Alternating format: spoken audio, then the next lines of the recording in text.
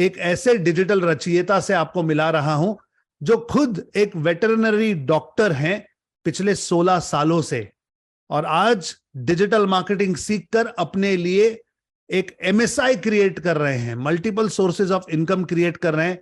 स्वागत कीजिए ओडिशा से डॉक्टर बुधिराम राहुल जी का। डॉक्टर राहुल, आपका स्वागत है इस इंटरव्यू में। सबसे पहले तो कॉन्ग्रेचुलेशंस, आप डिजिटल रचयिता बन चुके हैं। How does that feel? Sir, कितना खुशी हो रहा है मैं ये बयान नहीं कर सकता। एक्चुअली मेरे लाइफ में पहली बार मैं फेल हुआ था, दिसंबर सेशन में मैं बीट नहीं कर पाया था। एक्चुअली वो मेरा गलती था क्योंकि मैं उतना एफर्ट नहीं दिया था। मैं सोच लिया था कि उतना एफर्ट जरूरत नहीं, वो मैं जीत सकता हूँ। मगर आपका ये सिस्टम बनाने का जितना टॉप है, शायद 3 महीना पूरा देंगे तो भी हो पाएगा।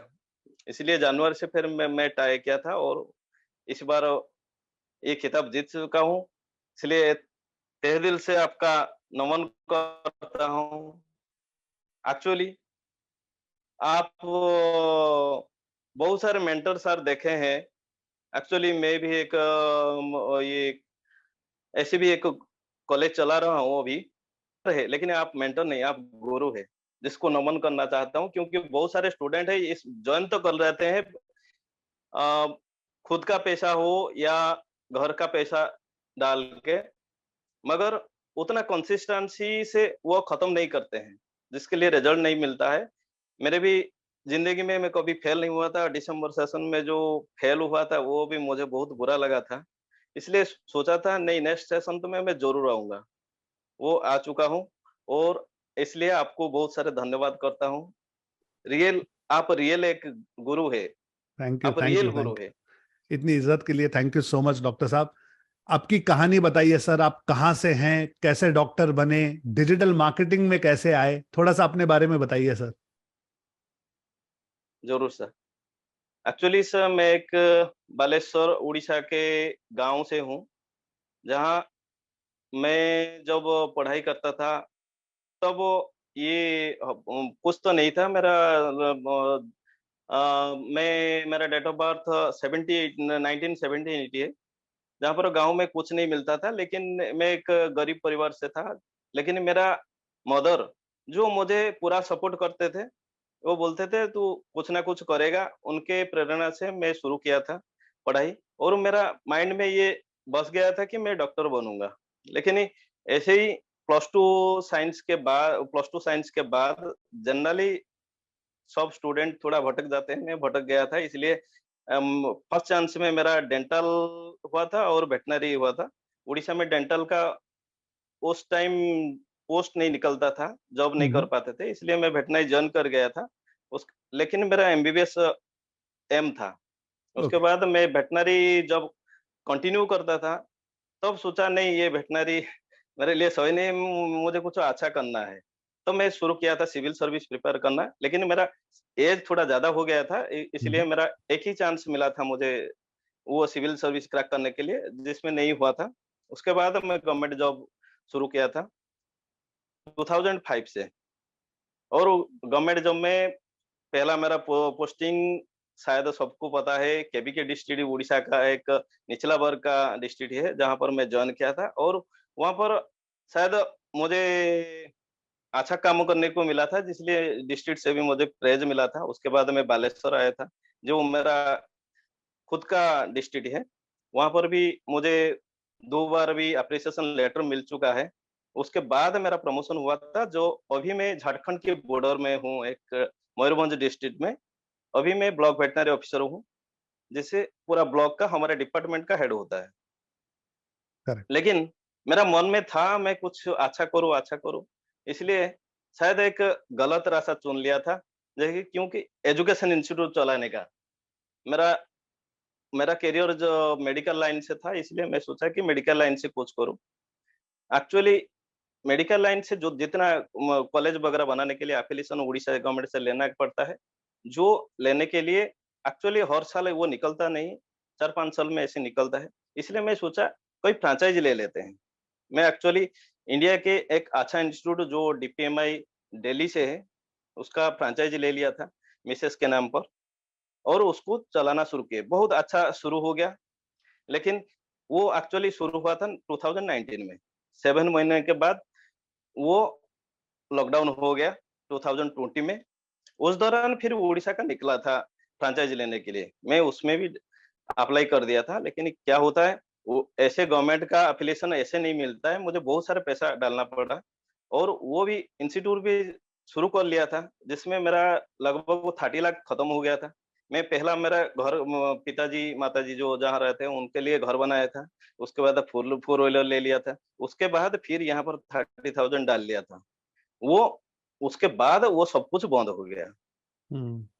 2020 कोरोना के बाद और उसी दौरान वो निकला था उसमें भी मैं शायद अप्लाई कर दिया उड़ीसा गवर्नमेंट से एफिलिएशन लेने के लिए क्योंकि ये सिस्टम से ज्यादा स्टूडेंट नहीं आते थे और उड़ीसा गवर्नमेंट में जब अप्लाई किया वो मीडिएटर को पकड़ के बहुत सारा पैसा भी दे दिया लेकिन बाद में वो रिजेक्शन हो गया क्योंकि वो लोगों को शायद वो मिलना नहीं था शायद वो मिला नहीं और हम्म। धीरे धीरे मेरा मैंने डेप्ट में आने लगा अभी मेरा 40 लाख की डेप्ट है फिर सोचा नहीं ठीक है जो भी हो गया फिर भी कुछ करते हैं एक काम करते हैं पूरा डिजिटल मार्केटिंग सीख लेते हैं उसके बाद मैं ये आपका ऐड देखा और ज्वाइन कर लिया और ज्वाइन करने के बाद मैं शायद बहुत सारे चीजों में मन डाल लिया था क्योंकि वो जो मैंने 2 साल मेरा पूरा टेंशन में गुजरा था उसी दौरान मैं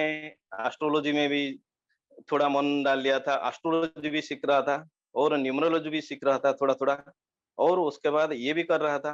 तो उसके बाद आपके क्लास में जॉइन करने के बाद मुझे लगा नहीं सब कुछ छोड़ देना चाहिए, एक ही चीज़ में माइंड कंसंट्रेट करना चाहिए। वो एक्चुअली दिसंबर में मेरा ये ख़्याल आया।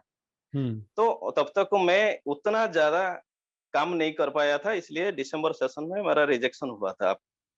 और जनवरी से मैं इस सिस्टम में पूरा माइंड डाला हूँ। एक्चुअली मुझे ज़्यादा टाइम ही नहीं मिलता, दिन में तो मुझे टाइम नहीं मिलता, मैं ऑफ़िस में चला जाता है। इवनिंग में अप टू रात रात 2 बजे तक मैं ये पढ़ाई करता हूँ। वो आपका इतना कोर्स नॉलेजेबल कोर्स है, उसको शायद 2-3 बार नहीं देखने से पूरा क्लियर नहीं होगा कोई। लेकिन मैं एक बार जैसे वो एक बार ही खत्म किया हूँ, लेकिन सब कोर्स भी खत्म नहीं आज तक नहीं किया हूँ।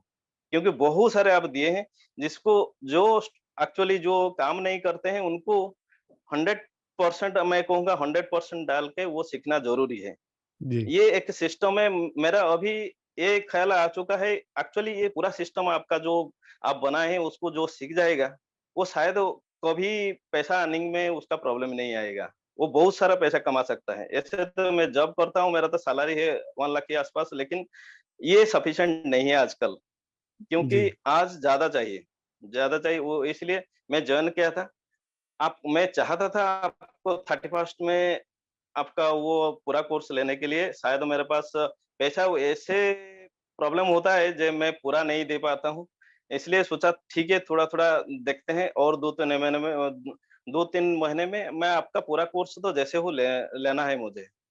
मैं आज अभी पूरा कंसंट्रेट कर रहा हूँ फ्रीलांसिंग शुरू करूँगा 1st मई से क्योंकि मैं वेबसाइट मुझे लगता है मैं आपका कोर्स तो देखता हूँ और आप जैसे बोलते हैं बहुत सारे प्लेस है जहाँ पर पूरा नॉलेज भी मिल सकता है। जी। पहले हमारा हमारा फंडा क्लियर होना चाहिए। आपके कोर्स से तो मुझे फंडा क्लियर हो चुका है और कहीं भी कहीं से कुछ सर्च करता हूँ तो वो हमारा और अच्छा क्लियर हो जाता है। जी। तो ऐसे करके मैं मुझे लगता है मैं 90% अभी क्लियर हूँ, वेबसाइट डेवलपमेंट कर सकता हूँ। Very good. तो मैं 1st मई से वेबसाइट डेवलपमेंट करने के लिए तो ज़रूर ट्राई करूँगा और वो धीरे-धीरे आपका कोर्स भी मुझे लेना है और जी। मैं ये सोचता हूँ 1 साल के अंदर मैं खुद को इतना काबिलियत बनाऊँगा ताकि मैं उड़ीसा के स्टूडेंट को ये सिखा सकूँ। अपना फैंटास्टिक। लैंग्वेज में हमारा लैंग्वेज में कोई नहीं सिखाता है उड़ीसा में जी। और हमारा 4.5 करोड़ पॉपुलेशन है, यंगस्टर तो ढूँढेंगे तो 1 करोड़ के आसपास है, जिनको ये नॉलेज भी होना चाहिए। हमारा बहुत सारे स्टूडेंट आपके कम्युनिटी में भी है, जी। आपके स्कूल का स्टूडेंट भी है। फिर भी मैं चाहता हूँ उड़ीसा के स्टूडेंट को ये उड़िया लैंग्वेज में सिखाओ। ये मेरा एक ख्वाहिश है, मैं देखता हूँ क्या होता है, आपसे कितना सीख पाता हूँ, और वो 1 साल के अंदर अगर वो हो जाएगा, मैं ज़रूर ट्राई करूँगा। फैंटास्टिक थॉट है, फैंटास्टिक थॉट है। इनफैक्ट मैं ये चाहता हूं कि ये डिजिटल मार्केटिंग का नॉलेज इंडिया के हर कोने में पहुंचना चाहिए, रीजनल लैंग्वेज में लोगों को समझ में आना चाहिए, क्योंकि अब डिजिटल का हर प्लेटफॉर्म जो है वो across the languages and across the dialects समझ पाता है। तो मुझे नहीं लगता कि कोई दिक्कत आनी चाहिए। उड़ीसा से मेरे पास बहुत सारे स्टूडेंट्स हैं, सारे अमेजिंग हैं, और आज सब लोग आगे आकर उस क्षेत्र को, उस पार्ट ऑफ इंडिया को आगे लाने की कोशिश में है। तो this is an amazing thing. लेकिन राहुल साहब, इस समय हजारों स्टूडेंट्स मुझसे डिजिटल मार्केटिंग सीख रहे हैं, और अब आप ही की तरह वो भी रचेता बनना चाहते हैं। तो आपकी इस प्रोसेस में आपको कहां कहां दिक्कत आई, और इन्हें थोड़ा सा गाइड कीजिए कि कहां कहां ध्यान दें ताकि ये जल्द से जल्द रचेता बन सके आपकी तरह। ज़रूर सर। फर्स्ट थिंग मैं एक बात कहना चाहूँगा, पूरा दिन आप जो पहले बोले थे, वो सब मोबाइल का नोटिफ़िकेशन बंद करना चाहिए। ये मोस्ट ऑफ द स्टूडेंट वो बंद नहीं किए होंगे। मैं बंद कर चुका हूँ, और उनको पहले बंद करना ज़रूरी है, जी। क्योंकि वो बहुत डिस्ट्रैक्ट करता है। जी। और जो लोग एक्चुअली जॉब में नहीं है, उनको पूरा 100% यानी कि 16 से 18 घंटा इसमें देना ज़रूरी है, ताकि उनका फ्यूचर बन सके। और जी। आप इतना पुश कर रहे हैं, उसके बाद अगर वो नहीं कर पाते हैं, शायद उनका माने कुछ प्रॉब्लम है, वो कभी नहीं कर पाएँगे। आप जितना एफर्ट देते हैं, जितना वो सब पढ़ाते हैं। सर, आप पुशअप करते हैं, सबको पिछले से धकलते हैं। आप धक्का देते हैं, लेकिन फिर भी नहीं जाएँगे, आई थिंक कि उनमें कुछ प्रॉब्लम है, वो कभी कुछ क्रैक नहीं कर सकते हैं। और ज़्यादा टाइम दें, और जितना हो सके ये कोर्स को 2-3 बार तो देखना ज़रूरी है। उसके बाद हर एक आप जो बात बोलते हैं, उसको फ़ॉलो करना है। और भरे पड़े हैं कंटेंट, आप तो वो सब कुछ क्लियर कर चुके हैं, और यूट्यूब जाइए, कहीं भी जाइए, भरे पड़े हैं कंटेंट, उसको थोड़ा देखिए, और उसी हिसाब से कीजिए, क्योंकि आप सबको तो इंडिविजुअली गाइड नहीं कर सकते हैं। तो जी। उनको ज़रूर सब कुछ देखना चाहिए, और उसको इम्प्लीमेंट करना चाहिए। वो आसानी से बन जाएगा। ये कुछ बड़ा काम नहीं है, वो जी। बन जाएगा, लेकिन ज़्यादा एफर्ट चाहिए। मिनिमम 15 घंटा हर दिन देना चाहिए। जो नहीं देता है, वो कभी नहीं बन पाएगा। कंसिस्टेंटली टाइम देना चाहिए, एफर्ट्स देने चाहिए, सारा कंटेंट जो है वो 2-3 बार देखना चाहिए ताकि आप उसे थोड़ा डीपली समझ सके। और ये कोई रॉकेट साइंस है नहीं, सिर्फ कंसिस्टेंटली एफर्ट डालना जरूरी है। वेरी वेल सेड राहुल साहब। राहुल साहब, आप डिजिटल आजादी में आकर डिजिटल मार्केटिंग सीख रहे हैं, ये मेरे लिए और मेरी स्कूल के लिए सौभाग्य की बात है। आगे चलकर अगर आप अपनी भाषा में, उड़ीसी में, अगर उड़ीसा के बाकी के लोगों को भी ये नॉलेज दे सके, तो यहां पर हमारा मिशन जो है कि कम से कम 10 लाख लोग डिजिटल मार्केटिंग सीख सके, उसमें हमारी हेल्प हो पाएगी। So thank you so much कि आपने ये समय निकाला, आपने इतने एफर्ट्स डाले, आप रचेता बन चुके हैं, और आगे की जर्नी में आपको जहां कहीं हमारी हेल्प की जरूरत हो, प्लीज हमें हेल्प करने का मौका जरूर दीजिएगा। Yes. Thank you thank you sir. So much doctor साहब, it was a pleasure talking to you. Thank you so much, more power to you. Thank you thank you. Sir.